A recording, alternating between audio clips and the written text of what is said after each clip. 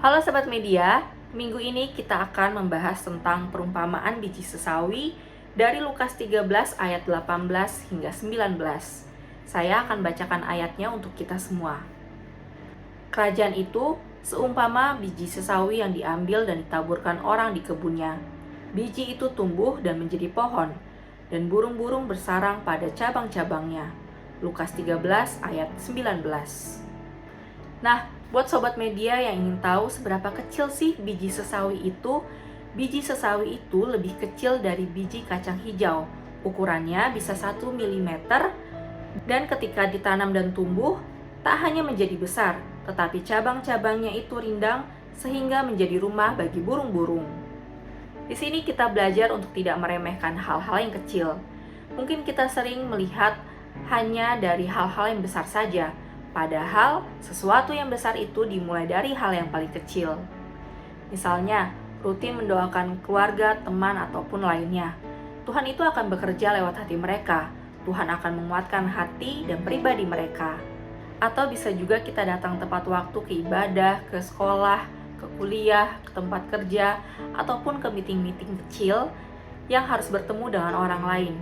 Nah, dampaknya orang lain itu akan melihat integritas kita. Selain itu, kita bisa menerapkan budaya tepat waktu di lingkungan kita.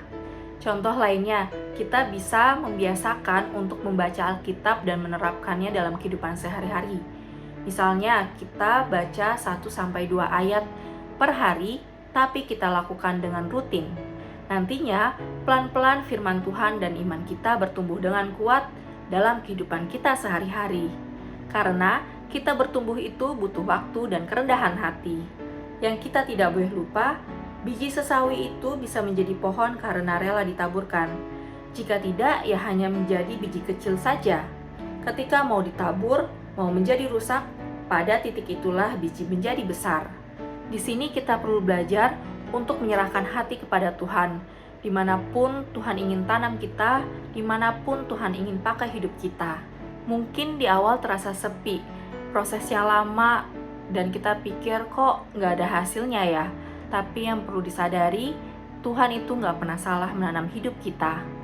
Ketika kita bertumbuh, kita bisa menjadi berkat untuk orang lain.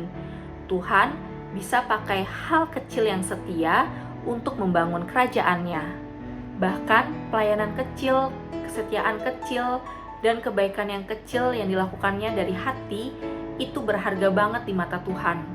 Nah, untuk kita, jangan meremehkan hal-hal yang kecil. Kita perlu setia dan melakukannya dari hati kita. Karena Tuhan akan membuat hal yang kecil menjadi luar biasa. Selamat merenungi dan melakukan firman Tuhan. Tuhan Yesus memberkati.